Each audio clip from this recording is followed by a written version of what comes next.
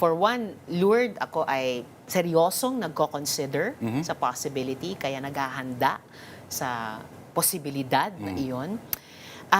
And tingin ko, at the end of this year or at the latest first quarter next year, kung sino sa amin ang pinakamataas sa halimbawa mga surveys, magkaisa kaming lahat para dun sa taong yon. Suportahan siya. Kung ako man yon or iba yon. Kasi parang naalala mo ba yung Highlander? There can be only one para may fighting chance. Kala namin dati yun, ang autobiography ni Juan Ponce Enrile. Oh, Ganun? Pero, okay, nakikita niyo naman yung tanong sa screen, no? Inutusan lang po ako, Risa Bamba o Bam Risa?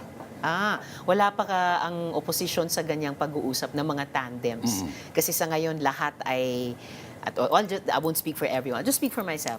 Ako ay seryosong naghahanda at nagko-consider. So, pag umabot na sa unang step na ako or isa pa, iba pa ay maging standard bearer namin, saka papasok yung ganyang usapan ng sino ang Mahal po yan. katandem.